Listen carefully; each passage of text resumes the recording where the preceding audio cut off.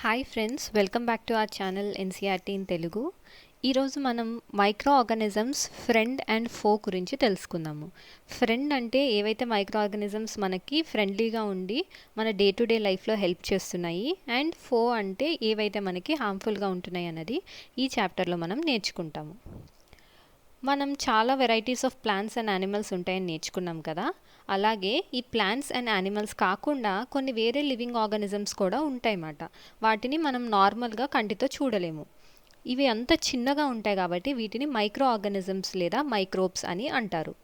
For example, ఇప్పుడు మీరు rainy సీజన్లో ఒక మాయిస్ట్ బ్రెడ్ తీసుకున్నారనుకోండి, దాని మీద ఇట్లా గ్రేయిష్ వైట్ ప్యాచెస్ లాగా కనిపిస్తూ ఉంటుంది. సో దీన్ని మీరు మ్యాగ్నిఫైయింగ్ గ్లాస్, భూతద్దం లాంటి దాంతో చూస్తే దాని మీద బ్లాక్ రౌండెడ్ స్ట్రక్చర్స్ లాంటివి కనిపిస్తాయి. అసలు ఈ స్ట్రక్చర్స్ ఎలా వచ్చినాయి, ఇవేంటి, ఇదంతా చూద్దాము. ఇక్కడ ఒక యాక్టివిటీ ఉంది చూడండి ఫ్రెండ్స్. పొలంలో కొంచెం మట్టిని, లేకపోతే మాయిస్ట్గా అంటే తడిగా ఉన్న కొంచెం మట్టిని తీసుకొచ్చి ఒక బీకర్లో వేయండి. ఆ బీకర్లో అంటే ఒక గ్లాస్లో వేయండి, అందులో వాటర్ యాడ్ చేయండి. అలాగే ఒక పాండ్లో నుంచి వాటర్ తీసుకొచ్చి అదొక గ్లాస్ స్లైడ్ మీద స్ప్రెడ్ చేయండి. సో ఇది చేసినప్పుడు మీరు ఏం అబ్జర్వ్ చేస్తారు అని అంటే, వాటర్ కానీ సాయిల్ కానీ చాలా టైనీ మైక్రో ఆర్గానిజమ్స్తో ఉంటుంది అన్నమాట.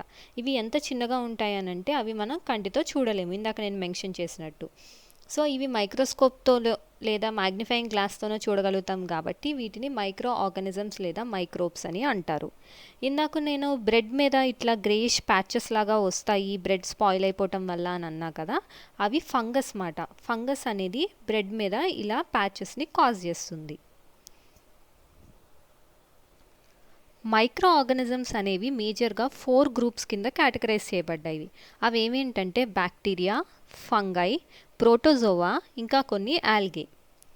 సో ఇక్కడ పిక్చర్లో ఉన్నాయి చూడండి ఫ్రెండ్స్, ఇవి బ్యాక్టీరియాకి ఎగ్జాంపుల్స్. ఆల్గేకి ఎగ్జాంపుల్స్ వచ్చేసి క్లమిడోమోనాస్ ఇంకా స్పైరోగైరా. ప్రోటోజోవాకి ఎగ్జాంపుల్స్ అమీబా, పారామీషియం. అండ్ ఫంగైకి ఎగ్జాంపుల్స్ వచ్చేసి bread mould, penicillium and aspergillus. ఇప్పుడు మనం వైరసెస్ గురించి తెలుసుకుందాము. వైరసెస్ కూడా మైక్రోస్కోపిక్ ఆర్గానిజమ్సే, కానీ ఇవి వేరే మైక్రో ఆర్గానిజమ్స్ నుంచి డిఫరెంట్గా ఉంటాయి. ఎందుకు అనంటే ఈ వైరసెస్ అనేవి హోస్ట్ సెల్లో రిప్రొడ్యూస్ అవుతాయి అన్నమాట. అంటే ఫర్ ఎగ్జాంపుల్ ఈ వైరస్ అనేది హ్యూమన్లో ఉందనుకోండి, లేకపోతే ప్లాంట్లో ఉంటే, యానిమల్లో ఉంటే, ఆ స్పెసిఫిక్ హోస్ట్ అది ఎందులో అయితే ఉందో ఆ హోస్ట్ ఆర్గానిజమ్స్లో ఉన్న సెల్స్లో మాత్రమే అది రెప్లికేట్ అవుతుంది. సో కామన్గా మనకి వైరసెస్ వల్ల వచ్చేవి కోల్డ్, ఇన్ఫ్లుయెన్జా అండ్ కొన్ని రకాల దగ్గులు కూడా మనకి వైరసెస్ ద్వారా వస్తాయి అన్నమాట. సీరియస్ డిసీజెస్ లైక్ పోలియో, ఇంకా చికెన్ పాక్స్, ఇలాంటివన్నీ వైరసెస్ ద్వారానే వస్తాయి. ఇంకా మనం మలేరియా, డిసెంట్రీ ఇలాంటి వాటి గురించి వినుంటాం కదా, ఇవన్నీ ప్రోటోజోన్స్ ద్వారా వస్తాయి. టైఫాయిడ్, ట్యూబర్కులోసిస్ ఇలాంటి వ్యాధులు బ్యాక్టీరియల్ డిసీజెస్ మాట. సో వైరసెస్ నుంచి వచ్చేవి పోలియో, చికెన్ పాక్స్ లాంటివి. ప్రోటోజోన్స్ కాజ్ చేసేవి డిసెంట్రీ, మలేరియా. ఇంకా బ్యాక్టీరియల్ డిసీజెస్ వచ్చేసి typhoid and tuberculosis. Micro organisms అనేవి సింగిల్ సెల్తో అన్న ఉంటాయి. వీటికి ఎగ్జాంపుల్స్ వచ్చేసి బ్యాక్టీరియా, ఆల్గే, ప్రోటోజోవా, ఇవన్నీ సింగిల్ సెల్డ్ మైక్రో ఆర్గానిజమ్స్ మాట. లేదా మల్టీసెల్లర్ అయి ఉంటాయి. మల్టీసెల్లర్ అంటే మల్టిపుల్ సెల్స్ ఉంటాయి. వీటికి ఎగ్జాంపుల్స్ ఆల్గే ఇంకా ఫంగై. సో అసలు మైక్రో ఆర్గానిజమ్స్ ఎక్కడ ఉంటాయి అని అంటే ఇవి ఏ టైప్ ఆఫ్ ఎన్విరాన్మెంట్లో అన్నా బతకగలుగుతాయి. ఫర్ ఎగ్జాంపుల్ కోల్డ్ క్లైమేట్లో ఉంటాయి, హాట్గా ఉన్న ఏరియాస్లో ఉంటాయి, డెజర్ట్స్లో ఉంటాయి. ఎక్కడన్నా మైక్రో ఆర్గానిజమ్స్ అనేవి సర్వైవ్ అవ్వగలుగుతాయి అన్నమాట. కొన్ని మైక్రో ఆర్గానిజమ్స్ అనేవి హ్యూమన్ ఇంకా యానిమల్ బాడీలో కూడా ఉంటాయి. కొన్ని మైక్రో ఆర్గానిజమ్స్ వేరే ఆర్గానిజమ్స్ మీద బతుకుతూ ఉంటాయి, కొన్ని ఫ్రీగా ఎగ్జిస్ట్ అవుతూ ఉంటాయి అన్నమాట. ఈ చాప్టర్ స్టార్టింగ్లోనే మెన్షన్ చేశా కదా, కొన్ని మైక్రో ఆర్గానిజమ్స్ మనకి ఫ్రెండ్స్, కొన్ని ఏమో హార్మ్ఫుల్ అని. సో ఇప్పుడు అసలు ఫ్రెండ్లీ మైక్రో ఆర్గానిజమ్స్ ఏమేంటి, వాటి వల్ల మనకు వచ్చే బెనిఫిట్స్ ఏంటి అన్నవి చూద్దాము. మైక్రో ఆర్గానిజమ్స్ అనేవి చాలా పర్పసెస్కి వాడతారు.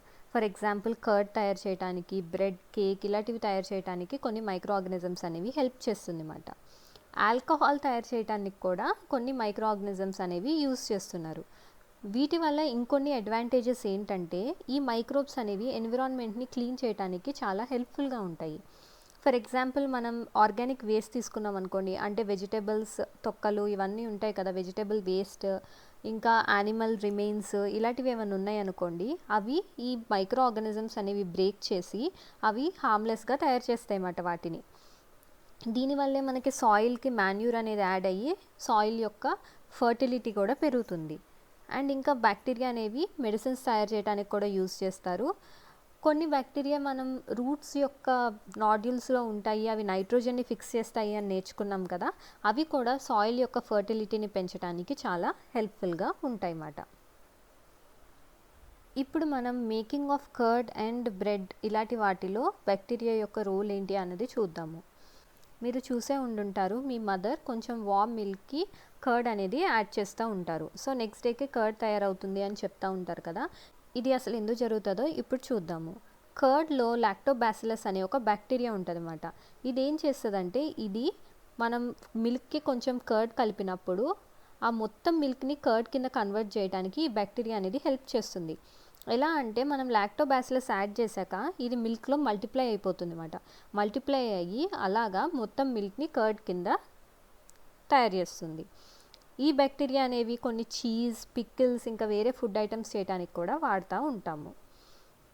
ఇక్కడ ఒక యాక్టివిటీ ఉంది చూడండి friends. For example, 1/2 kg of flour, either atta కానీ మైదా కానీ తీసుకుని దానికి కొంచెం షుగర్ యాడ్ చేశారు. యాడ్ చేసి దీన్ని వామ్ వాటర్తో మిక్స్ చేశారన్నమాట.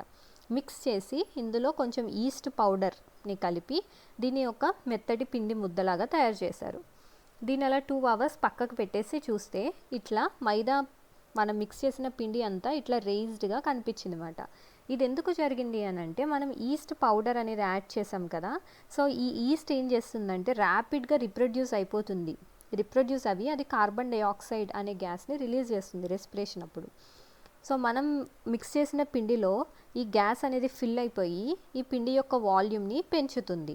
సో ఇదే మాట, ఈ ప్రాసెస్ ద్వారా బేకింగ్ ఇండస్ట్రీలో బ్రెడ్స్, పేస్ట్రీస్, కేక్స్ ఇవన్నీ ఇలాంటి ప్రాసెస్ ద్వారానే తయారు చేస్తారన్నమాట. ఇది ఒక basis. Commercial use of micro organisms అంటే, మైక్రో ఆర్గానిజమ్స్ కమర్షియల్గా ఎలా యూజ్ చేస్తున్నారు అని అంటే, ఇవి లార్జ్ స్కేల్లో ఆల్కహాల్, వైన్, వెనిగర్ ఇలాంటివి తయారు చేయడానికి యూజ్ చేస్తారన్నమాట. సో ఆల్కహాల్ అండ్ వైన్ ప్రొడక్షన్కి మెయిన్గా యూజ్ అయ్యే మైక్రో ఆర్గానిజమ్స్ వచ్చేసి ఈస్ట్. సో ఏం చేస్తారనంటే, ఈ ఈస్ట్ని న్యాచురల్ షుగర్స్ ఏవైతే ఉంటాయో, barley, wheat, rice, crushed fruit juices ఇలాంటి వాటి మీద ఈస్ట్ని పెంచుతారన్నమాట. అలాగా వాళ్ళు ఆల్కహాల్ ఇంకా వైన్ని తయారు చేస్తారు. ఇక్కడ ఇంకొక యాక్టివిటీ ఉంది చూడండి ఫ్రెండ్స్. ఒక 500 ml బీకర్ తీసుకుని అందులో 3/4 వరకు వాటర్ యాడ్ చేసుకోవాలని అన్నారు. అందులో కొంచెం షుగర్ ఇంకా ఈస్ట్ పౌడర్ అనేది యాడ్ చేసి ఈ కంటైనర్ని 4 to 5 hours కొంచెం వామ్ ప్లేస్లో పెట్టారన్నమాట. సో 4 to 5 hours తర్వాత ఏమవుతుందనంటే, మనం మిక్స్ చేసిన సొల్యూషన్ స్మెల్ వస్తుంది. ఎలాంటి స్మెల్ వస్తుంది? ఆల్కహాల్ యొక్క స్మెల్ వస్తుంది. ఎందుకు అనంటే, ఈ షుగర్స్ అనేవి ఆల్కహాల్ కింద కన్వర్ట్ చేయబడింది. సో దీన్ని కన్వర్ట్ చేసింది ఎవరు? మనం ఇక్కడ ఈస్ట్ యాడ్ చేసాం కదా, ఈస్ట్ పౌడర్. ఈ ఈస్ట్ పౌడర్ అనేది షుగర్ని ఆల్కహాల్ కింద కన్వర్ట్ చేసింది. ఈ ప్రాసెస్నే ఫర్మెంటేషన్ అని అంటారన్నమాట. సో ఈ ఫర్మెంటేషన్ అనేది ఫస్ట్ డిస్కవర్ చేసింది లూయిస్ పాస్చర్. ఈయన 1857 అనే ఇయర్లో దీన్ని డిస్కవర్ చేశారు. ఇప్పుడు మనం కమర్షియల్ యూజ్ ఆఫ్ మైక్రో ఆర్గానిజమ్స్లో ఆల్కహాల్ ఎలా తయారవుతుంది అన్నది నేర్చుకున్నాం కాబట్టి, ఇప్పుడు మనం medicinal use of micro organisms గురించి నేర్చుకుందాము.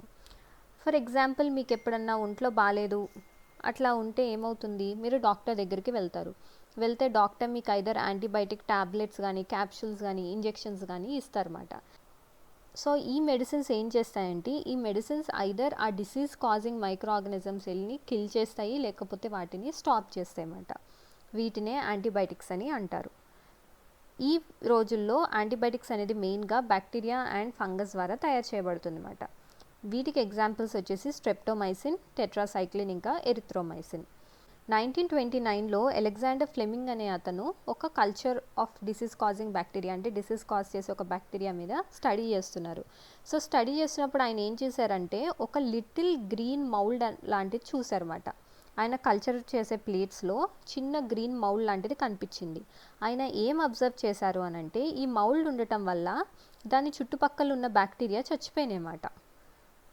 సో ఈ మౌల్డ్ అనేది ఈ బ్యాక్టీరియాని గ్రో అవ్వకుండా చేస్తుంది. ఇలా ఆయన పెన్సిలిన్ని ప్రిపేర్ చేశారు.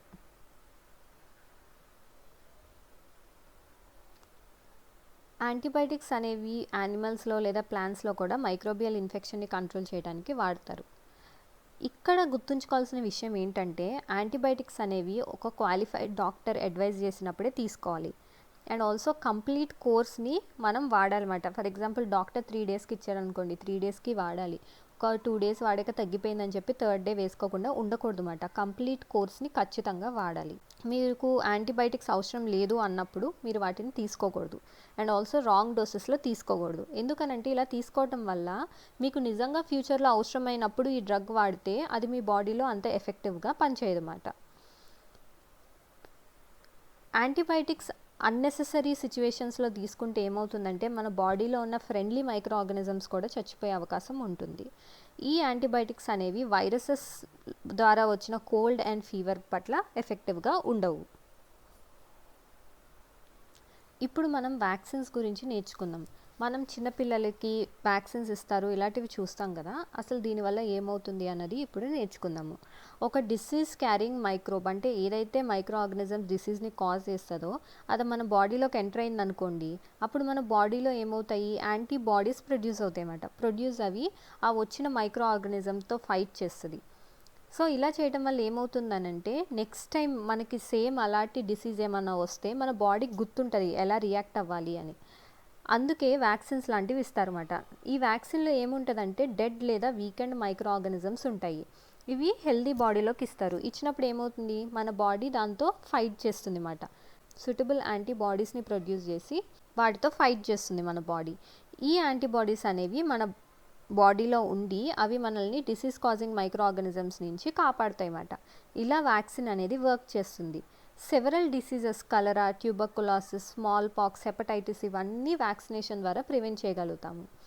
ఎడ్వర్డ్ జెన్నర్ అనే అతను 1798లో స్మాల్ పాక్స్ అనే డిసీజ్కి వ్యాక్సిన్ని కనుగొన్నారు. మనం పోలియో డ్రాప్స్ వేస్తున్నారు పిల్లలకి పోలియో రాకుండా అని చూస్తూ ఉంటాం కదా. ఈ పోలియో డ్రాప్స్ పిల్లలకి ఇవ్వటం కూడా ఒక వ్యాక్సిన్ అన్నమాట.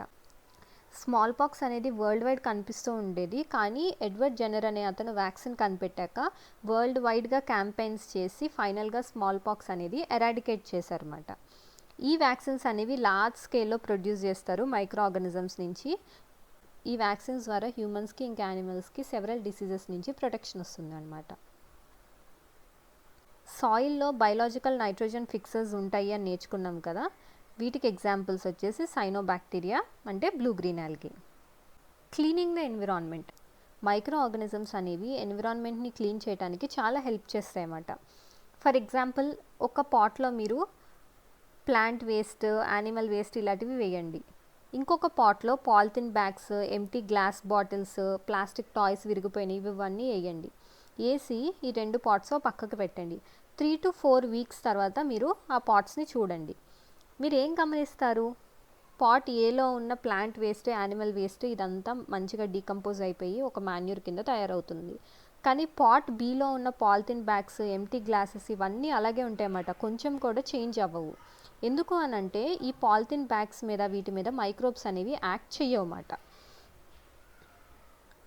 మీరు డే టు డే లైఫ్లో చూసే ఉండుంటారు, చాలా డీకేయింగ్ ప్లాంట్స్, కొన్ని డెడ్ యానిమల్స్ గ్రౌండ్ మీద ఉంటాయి కదా. కొన్ని రోజులు అయ్యాక అవి డిజపియర్ అయిపోతాయి, అంటే కనిపించవు. ఎందుకు అనంటే ఆ ప్లేస్లో ఉన్న మైక్రో ఆర్గానిజమ్స్ అనేవి ఈ డెడ్ వేస్ట్ని డీకంపోజ్ చేసి వీటిని సింపుల్ సబ్స్టెన్సెస్ కింద కన్వర్ట్ చేస్తాయి.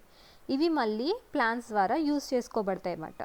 సో ఇలాగా మైక్రో ఆర్గానిజమ్స్ మన ఎన్విరాన్మెంట్లో ఉన్న హార్మ్ఫుల్ ఇంకా స్మెల్లీ సబ్స్టెన్సెస్ ఏవైతే ప్లాంట్స్ లేదా యానిమల్స్ నుంచి వచ్చినవి ఉంటాయో వాటిని డీగ్రేడ్ చేసి ఎన్విరాన్మెంట్ని క్లీన్ చేస్తాయి.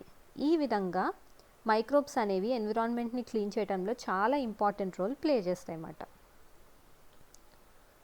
ఇప్పటి వరకు మనం ఫ్రెండ్లీ మైక్రో ఆర్గానిజమ్స్ గురించి నేర్చుకున్నాం కదా. ఇప్పుడు హార్మ్ఫుల్ మైక్రో ఆర్గానిజమ్స్ గురించి చూద్దాము. ఏవైతే మైక్రో ఆర్గానిజమ్స్ డిసీజ్ని కాజ్ చేస్తాయో వాటిని ప్యాథోజెన్స్ అని అంటారు. ఈ ప్యాథోజెన్స్ మన బాడీలోకి ఐదర్ ఎయిర్ నుంచి కానీ, వాటర్ నుంచి కానీ, లేకపోతే ఫుడ్ నుంచి కానీ వస్తాయి అన్నమాట. ఇవి డైరెక్ట్ కాంటాక్ట్ ద్వారా కూడా వస్తాయి ఒక పర్సన్ నుంచి ఇంకో పర్సన్కి. సో ఏవైతే డిసీజెస్ ఒక ఇన్ఫెక్టెడ్ పర్సన్ నుంచి హెల్దీ పర్సన్కి ఐదర్ ఎయిర్, వాటర్, ఫుడ్ లేదా డైరెక్ట్ కాంటాక్ట్ ద్వారా వస్తాయో వీటినే కమ్యూనికబుల్ డిసీజెస్ అని అంటారు. వీటికి ఎగ్జాంపుల్స్ వచ్చేసి cholera, common cold, chicken pox, tuberculosis ఇవన్నీ వీటికి ఎగ్జాంపుల్స్. ఫర్ ఇన్స్టెన్స్ మనం తీసుకుందాం, ఒక పర్సన్కి కామన్ కోల్డ్ ఉందనుకోండి, జలుబు ఉంది, అతను స్నీజ్ చేశాడు అంటే తుమ్మాడు. తుమ్మినప్పుడు ఏమొస్తాయి? తుప్పర్లు వస్తాయి కదా. ఈ తుప్పర్లలో చాలా థౌజండ్స్ ఆఫ్ వైరసెస్ ఉండి అవి ఎయిర్లో స్ప్రెడ్ అయిపోతాయి అన్నమాట. ఈ విధంగా ఈ వైరసెస్ అనేది ఒక హెల్దీ బాడీలోకి ఎంటర్ అయ్యి ఆ పర్సన్కి ఇన్ఫెక్షన్ కాజ్ చేసే అవకాశం ఉంటుంది. సో ఈ కమ్యూనికబుల్ డిసీజెస్ని ఎలా ప్రివెంట్ చేయాలి అని అంటే, ఫర్ ఎగ్జాంపుల్ కోల్డ్ లాంటిది ఉందనుకోండి, హ్యాండ్ కర్చీఫ్ని యూజ్ చేసుకోవాలి, ఇన్ఫెక్టెడ్ పర్సన్ నుంచి డిస్టెన్స్ మెయింటైన్ చేయాలి, ఇలాంటివి అన్నమాట. ఇప్పుడు కరోనాలో కూడా మనం ఇదే చేస్తున్నాం కదా, మాస్క్ యూజ్ చేస్తున్నాము, ఇంకా శానిటైజేషన్ మెయింటైన్ చేస్తున్నాము. ఎందుకనంటే మనకి ఏ మీన్స్ ద్వారా కూడా ఈ డిసీజ్ రాకుండా ఉండటానికి మనం చూసుకుంటున్నాము. కొన్ని ఇన్సెక్ట్స్ అండ్ యానిమల్స్ అనేవి ఈ మైక్రోబ్స్ని క్యారీ చేస్తాయి అన్నమాట. సో వీటిని క్యారియర్స్ అని అంటారు. ఫర్ ఎగ్జాంపుల్ హౌస్ ఫ్లై ఉంటుంది, ఈగా ఉంటుంది. అది ఏం చేస్తుంది? వెళ్ళి డ్రైనేజ్ దగ్గర అక్కడిక్కడ ఫ్లై చేసి వస్తుంది. వచ్చినప్పుడు ఏమవుతుంది? దాని బాడీకి ప్యాథోజన్స్, ఏవైతే డిసీజ్ కాజింగ్ మైక్రో ఆర్గానిజమ్స్ ఉంటాయో అవి స్టిక్ అవుతాయి. తర్వాత ఈ ఫ్లైస్ వచ్చి ఏం చేస్తాయి? మన ఇంట్లో అన్కవర్డ్ ఫుడ్ ఏమన్నా ఉంటే దాని మీద కూర్చుంటాయి. కూర్చుంటే ఏమవుతుంది? ఆ ప్యాథోజన్స్ అనేవి ఈ ఫ్లైస్ యొక్క బాడీ మీద నుంచి ఆ ఫుడ్ మీదకి ట్రాన్స్ఫర్ అవుతుంది. సో ఎవరైతే ఈ ఫుడ్ తింటారో ఏమైంది? ఫుడ్ ఆ ఫ్లై వచ్చి కూర్చోవటం వల్ల ఫుడ్ కంటామినేట్ అయిపోయింది కదా.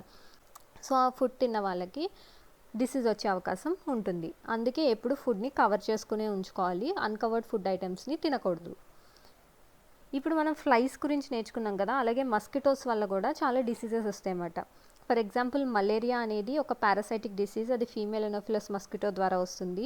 డెంగ్యూ అనేది ఫీమేల్ ఏడిస్ మస్కిటో ద్వారా వస్తుంది అన్నమాట. వాటర్ అనేది ఎప్పుడు స్టాగ్నెంట్గా ఉండకూడదు. మన ఇంటి చుట్టూరు కానీ ఇంట్లో కానీ ఎక్కడన్నా కూలర్స్, ఫ్లవర్ పాట్స్, ఇలా మన ఇంట్లో ఏమున్నా ఎక్కడ వాటర్ అనేది స్టాగ్నెంట్గా ఉండకూడదు అన్నమాట. ఎందుకు అని అంటే, ఇట్లా వాటర్ ఉందనుకోండి, అప్పుడు ఏమవుతుంది? ఆ వాటర్లో మస్కిటోస్ అనేవి వచ్చి ఉంటాయి. ఇలా ఉండటం వల్ల ఆ మస్కిటోస్ నుంచి మనకి చాలా డిసీజెస్ వచ్చే అవకాశం ఉంటుంది. అందుకే మన సరౌండింగ్స్ని ఎప్పుడు క్లీన్గా ఇంకా డ్రైగా ఉంచుకోవాలన్నమాట. అలా అయితేనే మనం డిసీజెస్ని ప్రివెంట్ చేయగలుగుతాం.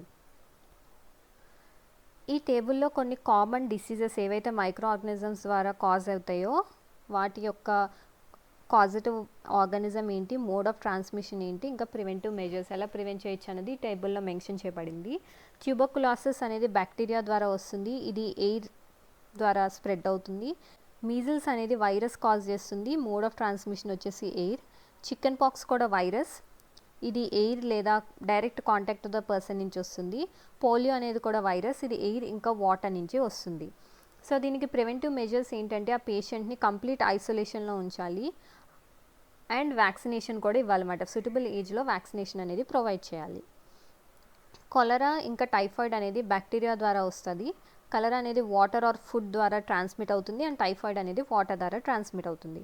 సో ఏం చేయాలంటే పర్సనల్ హైజీన్ మెయింటైన్ చేయాలి, గుడ్ శానిటరీ హ్యాబిట్స్ అనేవి మెయింటైన్ చేయాలి, ప్రాపర్గా కుక్ చేసిన ఫుడ్డే తినాలి అండ్ మంచిగా బాయిల్ చేసుకున్న డ్రింకింగ్ వాటరే యూజ్ చేయాలన్నమాట.